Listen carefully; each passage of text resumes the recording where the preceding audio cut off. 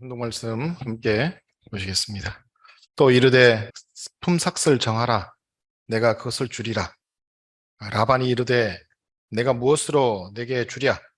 야곱이 이르되 외삼촌께서 내게 아무것도 주시지 않아도 나를 위하여 이 일을 행하시면 내가 다시 외삼촌의 양떼를 먹이고 지키리이다. 오늘 내가 외삼촌의 양떼에 두루 다니며 그 양 중에 아롱진 것과 점 있는 것과 검은 것을 가려내며 또 염소 중에 점 있는 것과 아롱진 것을 가려내리니 이와 이 같은 것이 내 품삯이 되리이다. 후일에 외삼촌께서 오셔서 내 품삯을 조사하실 때에 나의 의가 내 대답이 되리이다. 내게 혹시 염소 중에 아롱지지 아니한 것이나 점 없는 것이나 양 중에 검지 않은 것이 있거든 다 도둑질한 것으로 인정하소서. 라반이 이르되 내가 내 말대로 하리라 하고 그날에 그가 순 염소 중 얼룩무늬 있는 것과 점 있는 것을 가리고 암 염소 중에 흰 바탕에 아롱진 것과 점 있는 것을 가리고 양 중에 검은 것들을 가려 자기 아들들의 손에 맡기고 자기와 야곱의 사이를 사흘 길이 뜨게 하였고 야곱은 라반의 남은 양떼를 치니라. 야곱이 버드나무와 살구나무와 신풍나무의 푸른 가지를 가져다가 그것들의 껍질을 벗겨 흰 무늬를 내고 그 껍질 벗긴 자기를 양떼가 와서 먹는 개천의 물구유에 세워 양떼를 향하게 하매 그떼가 물을 먹으러 올 때 새끼를 베니 가지 앞에서 새끼를 뱀으로 얼룩얼룩한 것과 점이 있고 아롱진 것을 낳은지라. 이에 그 사람이 매우 번창하여 양떼와 노비와 낙타와 나기가 많았더라. 예. 창세기에 있는 말씀 함께 공동했습니다. 식구 여러분 안녕하십니까? 예, 반갑습니다. 오늘은 축복의 발견이라는 제목으로 식구님들과 함께 말씀을 나누고자 합니다. 오늘 훈독한 말씀은 야곱이 자신의 외삼촌 라반의 집에 살면서 하나님이 야곱에게 재물을 축복하시는 그 과정들을 오늘 말씀에 나와 있는 대로 창세기에서 함께 하고 있는 부분입니다. 오늘 훈독한 말씀처럼 하나님이 자신에게 주신 축복을 발견하여 이루는 과정을 한번 알아보고요. 우리에게도 분명 그 주신 축복이 있을진데 우리도 어떻게 하면 야곱과 같이 그 주신 축복의 내용을 발견할 수 있을 것인가 또 한번 알아보는 시간 가지겠습니다. 우선 야곱이 이러한 축복을 받기까지 걸어왔던 노정을 한번 살펴보고 본론으로 들어가도록 하겠습니다. 식구님, 제가 자주 말씀을 드렸습니다만 야곱이라고 하는 이름이 가지는 의미가 무엇인지 혹시 기억났습니까? 야곱? 예. 뒤꿈치를 잡는 사람, 안 좋게 말하면 뒤꿈치를 잡는 놈, 이런 뜻이라고 합니다. 야곱이. 왜 그런 이름을 가지게 됐냐면 태어날 때 그 모습이 둘째로 태어나는데 원래 쌍둥이가 태어나면 첫째가 태어나고 나면 또 둘째도 태어나고 이렇게 해서 쌍둥이를 받잖아요. 그런데 첫째 에서가 이렇게 태어납니다. 태어나는데 그 형의 뒤꿈치를 잡고 같이 딸려 나오는 거예요. 그 모습을 보고 이놈이 뭐 이렇게 남의 뒤꿈치를 잡냐 해가지고 이름이 야곱 이렇게 지었다고 합니다. 그리고 이 야곱이란 이름은 그 이후로도 그 자신에게 좀 부정적인 의미로 나타내는 그런 이름으로 사람들에게 이제 각인이 되었죠. 쟤는 항상 남의 뒤꿈치 잡는 놈이구나 이렇게 되었습니다. 자, 그리고 참고로 같이 태어났던 에서이죠. 에서라고 하는 사람의 이름의 의미도 있습니다. 혹시 아시는지 모르겠습니다만 에서라고 하는 이름의 의미는 붉은 사람이란 뜻입니다. 애기가 태어났는데 몸에서 털이 있는데 털 색깔이 조금 불구스름한 털 색깔을 가지고 태어났대요. 그래서 붉은 사람 이런 뜻으로 에서라고 하는 이름을 가졌다고 합니다. 어쨌든 이 에서 야곱은 어머니 뱃속에서부터 서로 막 싸웠습니다. 얼마나 많이 싸웠으면 어머니가 기도까지 했다고 합니다. 하나님, 이 뱃속에 있는 애들이 왜 이렇게 싸웁니까? 라고 기도하니까 그 뱃속에 있는 아이는 아이들이 한 개인이 아니고 두 민족이 싸우는 거다 라고 할 정도로 그 에서와 야곱이 가지는 어떤 섭리적인 의미를 가지고 하나님이 말씀하셨다. 그래서 그들은 엄청 뱃속에 있을 때부터, 엄마 뱃속에 있을 때부터 싸우는 그런 사람들이었다 하는 것을 알고 수 있고, 태어나서도 얼마나 싸웠는지 모릅니다. 막 그냥 맨날 싸웠답니다. 그 정도로 서로가 맞지 않아서 서로 투쟁하고 싸우는 그런 모습을 보여주었던 존재가 에서와 야곱이었습니다. 거기다가 동생 야곱은 형 에서를 형으로 취급하지 않았어요. 형이 하는 일에 매일 맨날 못마땅해 생각하고 항상 뭐 속된 말로 그러죠. 태클 건다고 맨날 형을 갖다 지적질하고 그렇게 했던 존재가 야곱이었습니다. 결정적으로 에서가 그러한 지적질을 당한다고 할까요? 그렇게 동생으로부터 참소를 당하게 되는 이유가 뭐냐 하면 가장 대표적인 것이 그 당시에 자기의 그 종족이죠. 종족권 내에서 금기시하는 내용이 있었습니다. 그게 뭐냐면 가나안 여자와는 혼인하지 말라라고 하는 그 금기의 내용이 있었어요. 그런데 에서가 가나안 여자와 결혼을 해버렸어요. 그리고 사귀고 이렇게 부모들이 근심할 수 있는 내용을 가져버렸단 말입니다. 그러니까 그 내용을 보았던 야곱이 우리 가문에서 하지 말라는 일을 왜 너는 그 도맡아가지고 그냥 하느냐 하는 그런 거죠. 왜 그런 일을 하느냐 하면서 굉장히 그 싸움이 더 심해졌습니다. 근심이 많아지고 특히나 부모님의 근심까지도 받을 정도로 문제가 많은 그런 형이었기 때문에 항상 참소하면서 그렇게 살았습니다.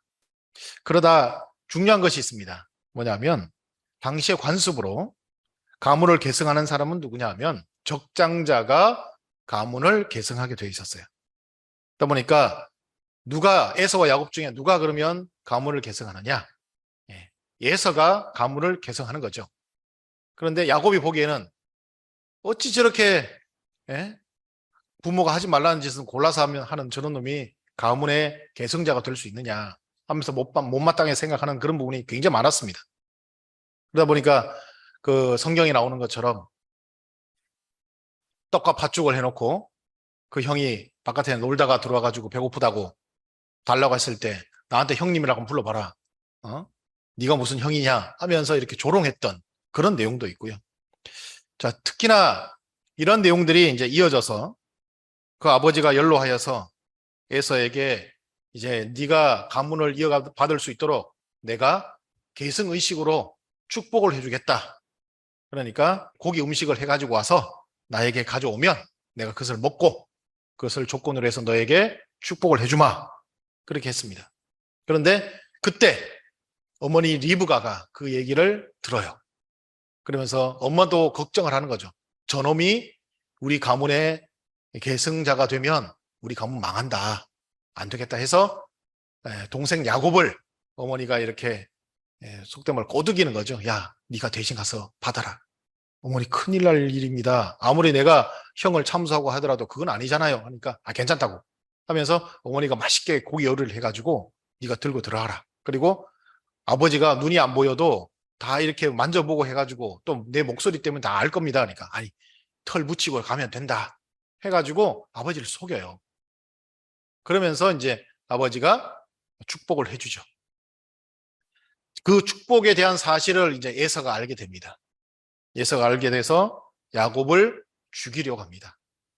그때 야곱이 더 이상은 그 집에 같이 있으면 정말 죽을 수 있기 때문에 엄마가 지참금을 많이 챙겨줘서 자, 하란이란 곳에 네 외삼촌이 있다. 거기 가서 그냥 살아라. 돌아오지 마라. 이렇게 보냅니다. 그래서 결혼을 해야 되면 지참금이 필요하니까 이제 재물을 많이 싸서 보냈겠죠. 그런데 형님이 저놈 잡아서 죽여야겠다고 쫓아옵니다. 말 타고 쫓아오니까 그 뭐 재물을 실은 이런 그 당나귀나 이런 것을 끌고 가는데 갈 수가 없죠. 그러니까 결국엔 어떻게 해요? 모든 것을 다 내다 버리고 몸만 살아서 겨우겨우 삼촌 집으로 들어갑니다. 삼촌 집으로 들어갈 때 어떤 모습이었냐? 완전히 빈털털입니다. 아무것도 없어요. 빈털털이고 그리고 몇 날 며칠을 먹지도 못하고 씻지도 못해가지고 진짜 얼굴에 막 뭐랄까요, 막 때가 묻어 있고 하는 그런 모습으로 삼촌의 집에 당도하게 되죠. 그래서 어머니가 이런 것처럼 어머니가 누구다 얘기를 하고 외삼촌 집에 의탁해서 외삼촌의 이 딸들하고 결혼하고 살고 싶다고 얘기를 합니다. 그랬더니 삼촌이 보기에 너 지참금 있냐? 없습니다. 그럼 뭘 믿고 너한테 딸을 주냐? 이런 거죠. 그러니까 내가 7년간 종살이 해드릴 테니까 주시라고 하면서 머슴살이를 7년을 하고 부인을 얻었는데 삼촌이 속이죠. 네. 둘째 딸을 줄 줄 알았는데 못생긴 첫째 딸을 준 거죠. 그러니까 또다시 삼촌하고 계약을 해서 바로 그 다음날 또다시 예쁜 둘째 딸과 결혼하고 14년간 머슴살이를 하게 됩니다. 정말 꿋꿋하게 머슴살이 합니다. 쉽지 않은 일인데, 그죠? 왜냐하면 야곱이 그렇게 못 살던 집안의 자녀가 아니에요. 그 당시에 어떤 종족의 대표 집에 자랐으면 잘 살았을 거 아닙니까? 그죠? 잘 살았던 집안의 자녀였는데 정말 가장 밑바닥의 자리에서 14년간 고생을 하면서 이렇게 지내게 됩니다. 그렇게 해서 14년이 정도 지나고 나니까 부양 가족도 많이 늘어나고 해서 이제 자신이 이제 재산을 좀 가져야겠다. 입이 너무 많아서 이렇게 먹여 살리기가 힘들겠다 해서 오늘 훈독 말씀에 나와 있는 같이 라반 삼촌에게 제안을 합니다. 처음에 이제 뭘 주시오 하면 좀 욕심 부리는 놈이라고 생각해서 힘들잖아요. 그러니까 그렇게 하지 않고 뭐 이렇게 좀 줬으면 하고 이렇게 하죠. 그러니까 삼촌이 네 목도 좀 줘야 될 텐데 뭐 필요하냐? 그러니까 아닙니다. 저는 삼촌 옆에서 이렇게 양 기르기만 해도 충분합니다 하면서 이렇게 좀 너스레를 떠는 거죠. 그러니까 아니다. 내가 너의 몫을 줄 테니까 어떻게 할래? 하니까 그때 이제 했던 말이 양 중에 그리고 염소 중에 얼룩덜룩하고 점박이 무늬가 있는 그런 양이 있으면 그것을 제 것으로 하겠습니다. 라고 계약을 맺습니다. 그런데 이제 중요한 것은 뭐냐면 식구님들 얼룩덜룩한 양이라고 표현이 되지만 대체적으로 양의 털 색깔이 어떤 줄 아세요? 하얀색입니다. 그럼 얼룩덜룩한 그 점박이 양이 많이 있을까요? 적게 있을까요? 적게 있어요. 굉장히 희귀한 겁니다. 요즘 그 과학적인 말로 돌연변이에요. 잘 안 나와요. 떨룩떨룩한 게 잘 없단 말이에요. 그러니까 그 라반 삼촌이 보니까 이놈이 그렇게 욕심이 많은 놈이 아니구나 하고 믿고는 그래 그렇게 하자. 뭐 밑죄의 본전이라고 별로 손해될 게 없는 거예요. 얘한테 열심히 일을 시키고 얼룩덜룩한 거 몇 마리 줘봐야 그 전체 양 중에 얼마 안 되니까 그렇게 한다는 거죠. 그러니까 삼촌하고 얘기해서 그래 해가지고는 이제 그때부터 얼룩덜룩한 양하고 이렇게 별도로 골라내가지고 자기 양하고 삼촌 양하고 이렇게 사흘거리로 해서 이렇게 별도의 농장에서 기릅니다. 자, 그러나 그때 이제 하나님께서 야곱에게 지혜를 주십니다. 주시는 지혜가 뭐냐? 양이 새끼를 이렇게 가졌을 때 그 어미 양이 물을 먹으려고 하면 그 양 머리에다가 나뭇가지로다가 이렇게 그림자를 만듭니다. 얼렁덜렁 얼렁덜렁. 그림자를 만들어 가지고 이렇게 양이 물을 먹으면 그때 그 새끼를 베고 있던 양이 어떤 양을 낳느냐? 전부 다 얼룩덜룩한 양만 낳는다는 거예요. 이 사실을 알게 된 겁니다. 신통하죠, 그죠? 예. 그런데 그렇지 않고 그냥 양을 낳으면 어떻게 되느냐? 얼룩덜룩한 양도 흰 양을 낳는데요. 그럼 흰 양을 낳으면 이게 야곱 것입니까? 아니면 삼촌 겁니까? 삼촌 거로 갖다 줘야 돼요. 그런데 얼룩덜룩한 양만 계속 나오는 거예요. 그러니까 신통하죠. 자, 그렇게 해서 모든 양들이 얼룩덜룩한 양이 나오니까 7년 만에, 7년 정도 지납니다. 7년 정도 지나서 나중에 돼서 보니까 어떻게 되느냐. 야곱의 양이 자기 삼촌 라반의 양보다 훨씬 더 많아진 거예요. 엄청나게 많은 양들을 가진 부자가 되었습니다. 예. 그래서 나중에 라반 삼촌이 이렇게 와가지고 이제 순시를 한번 하죠. 이렇게 어떻게 재산이 어떻게 되나 보러 왔는데 보니까 전부 다 보는 것마다 다 얼룩덜룩한 양인 거예요. 그러니까 이게 무슨 일인가 모르죠. 삼촌은 모릅니다. 왜 그렇게 됐는지.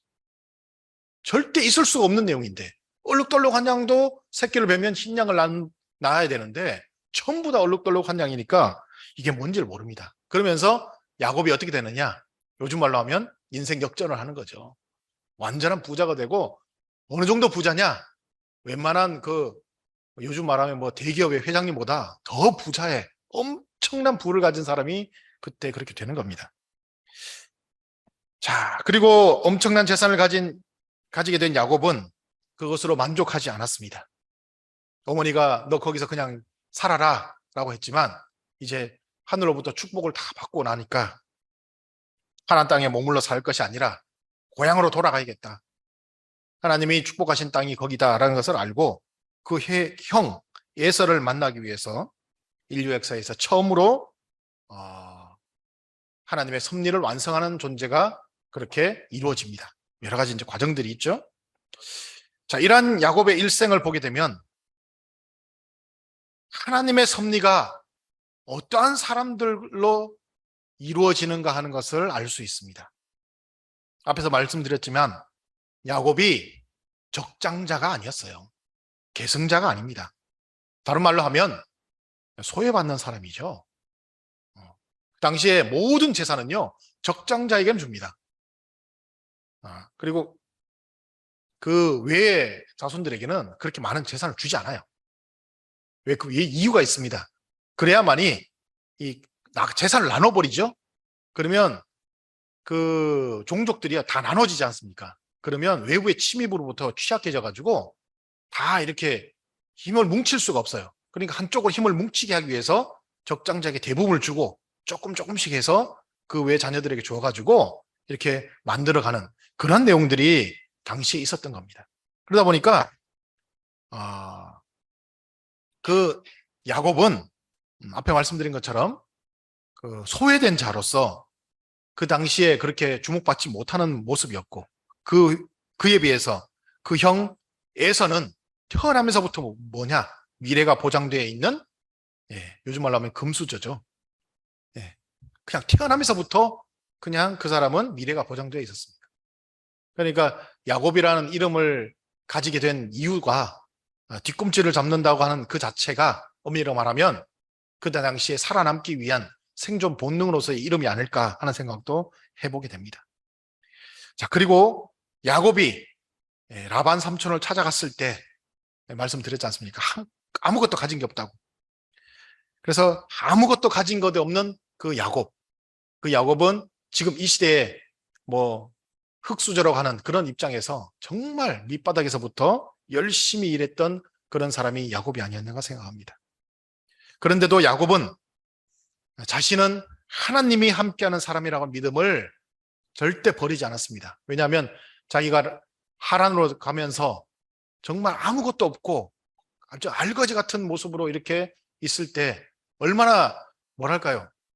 이게 사막이 춥지 않습니까? 추워서 얼어 죽을 수도 있는 상황인데 그때도 모래를 덮고 지낼 정도로 그렇게 힘든 상황에서도 하나님이 사다리를 내려서 하늘에서 이렇게 천사들을 보내서 자기를 보호해주는 그 모습을 보고 정말로 내가 하늘이 함께하는 사람이 맞구나 하는 것을 확신을 하고 그때부터 믿음을 가지고 당당하게 살아왔습니다.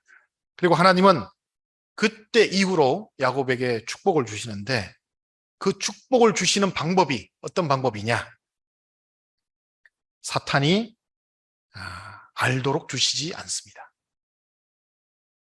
하나님의 사람이 축복을 받을 때는 사탄이 알도록 절대 주시지 않습니다. 사탄이 알게 주면 어떻게 되느냐? 어떻게 알겠습니까? 사탄은 권력을 가진 존재들이죠. 당장에 와가지고 그 축복을 빼앗아 가버립니다. 그렇기 때문에 모르게 줘요. 모르게 주는데 또 어떤 방법으로 주느냐? 확률적으로 봤을 때 도저히 성공할 수 없는 내용을 하라고 하십니다. 요거 하면 성공한다. 그러니까 이거 해. 라고 이렇게 주시는 거죠. 그때 그 내용을 가지고 성공을 하는데, 여기 말씀에도 나오는 것처럼 점박이 양을 자기가 가지겠다. 점박이가 나오면 전부 다 내 것이 하겠다. 그래서 삼촌하고 약속하는 거잖아요. 이게 될 일일 것 같습니까? 안 될 일 같습니까? 안 될 일입니다. 되어진 내용이 아니에요. 그런데 그러한 이루어질 수 없는, 확률적으로 안 되는 그런 내용들을 가지고 하나님이 하라고 하시는 거죠. 그게 사탄을 속이는 겁니다. 다 아는 것처럼 흰 양이 나오면 내 걸로 하겠습니다 하면 그걸 라반 삼촌이 허락해 줬을 것 같습니까? 아니겠죠. 얼룩덜룩한 양이 나온다고 하니까 그것을 내 것으로 할 테니까 그것을 주세요 하니까 그렇게 하자라고 했던 겁니다. 그렇게 사탄을 속여나가는 거죠. 자, 이런 것처럼 하나님의 역사는 바로 불가능한 것 같은 방법에서 성공의 가능성을 찾게 하셔서 섭리가 이루어지도록 하는 것이 오늘 말씀의 내용이라는 겁니다. 즉 우리에게 하나님이 방법을 알려주십니다. 복을 받는 방법을 알려주세요. 그런데 그 방법이 어떤 방법이냐? 어떻게 그렇게 될 수 있냐? 라고는 의문을 가지기는 그런 방법을 주셔서 믿지 못할 내용을 주십니다. 평소에 우리의 일반적인 사고방식으로는 도저히 믿을 수가 없어요. 저게 될 것이라고. 그렇지만 그러한 내용들을 주셔서 그것을 가지고 성공하는 방법을 찾게 하시는 것. 그것이 하나님의 성공의 방법이라는 것을 알게 됩니다. 그러려면 우리가 어떻게 되느냐? 하나님이 우리에게 복을 주시는 내용들을 이렇게 하나하나씩 우리에게 알려주십니다. 그것을 요거구나 하고 찾는 것, 축복에 대한 내용을 발견하는 것이 우리가 해야 할 내용입니다. 식구님들에게도 아마 그런 내용이 있을 거예요. 하나님이 계시를 주십니다. 너 이거 하면 돼. 될 것 같을까요? 세상 사람들은 그거 하면 다 망한다고 하는 거. 그걸 주시는 거예요. 그런데 하나님 어떻게 해요? 그 방법으로 성공하게 해주십니다. 그걸 찾으셔야 됩니다. 그게 하나님이 우리에게 축복을 해주시는 방법이다. 특히 하나님을 따라가는 섭리의 중심자, 그 사람들에게는 그 방법으로 주십니다. 가장 안 될 것 같고 망해서 안 될 것 같은 그 상황으로 몰아가시고 거기에서 성공의 축복을 주시는 것이 하나님입니다. 그래서 좌절하지 말고 언제나 성공의 방법을 찾아내는 것이 우리가 해야 할 일이라고 생각합니다. 시고 여러분, 우리의 일생에서도 하나님이 축복하여 주시는 많은 방법들이 있을 것입니다. 내 인생에도 있었을 거예요. 그러나 많은 사람들은 하늘의 축복을 어떻게 되기를 바라느냐? 로또가 당첨되는 것처럼, 그죠? 내 입속에 감이 떨어지는 것처럼 그런 축복을 주시기를 우리는 바라고 있는지도 모르겠습니다. 하나님은 그런 축복을 그렇게 주시 않아요. 그렇게 주시면 사탄이 당장 와가지고 입속에 있는 것도 벌려가지고 다 뺏어갑니다. 그게 사탄이에요. 절대로 되지 않는 것 같은. 그죠? 그리고 사탄과도 계약을 하게 합니다. 이렇게 되는 거는 내 걸로 하면 어떨까요? 사탄도 그렇게 하라고. 그렇게 해서 찾아오지 않으면 절대 사탄으로부터 찾아올 수가 없어요. 그렇게 됐을 때 하나님은 뭐라고 하시느냐? 그 다 이룬 것을 우리는 그 과정에 하나님이 역사해 주셨기 때문에 감사합니다. 하지만 하나님은 그걸 가지고 기뻐하시면서 아니야, 네가 다 한 거야. 내가 도와준 게 없고 네가 다 한 거야. 그렇게 말씀하시면서 오히려 우리에게 더 큰 축복의 말씀을 그렇게 해주시는 겁니다. 네가 다 한 거라고. 여러분, 오늘 말씀을 통해서 하나님은 언제나 세상에 있는 잘난 기득권을 가진 사람들을 부르시는 것이 아니고 언제나 소외받고 섭리적으로 봤을 때도 뭔가 이룰 수 없을 것 같은 우리들을 이렇게 부르셔서 역사하시고 축복하신다는 것을 오늘 야곱 과정을 통해서 알아봤습니다. 그리고 그 축복도 결국에는 남들이 봤을 때는 이거 아니야 라고 하는 불가능한 것 같은 그런 내용들을 제시해 주시고 우리가 거기에 대해서 믿음을 가지고 끝까지 이뤄 나가겠다고 매진하게 되면 그 과정에서 불가능해 보이는 그 축복을 정말 가능한 내용으로 엄청나게 축복을 이루어 주시는 하나님이라는 것을 야곱 과정을 통해서 알게 됩니다.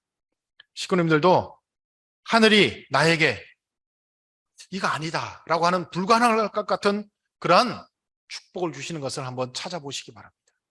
거기에 우리의 성공의 내용이 있다고 생각합니다. 세상이 똑같이 하는 내용에 성공의 내용이 없을 거라고 생각해요. 사탄이 우리에게 그렇게 주겠습니까? 허락해 줄 것 같습니까? 없습니다. 사탄이 아니라고 생각하는 것, 그것을 우리가 찾아봐야 됩니다.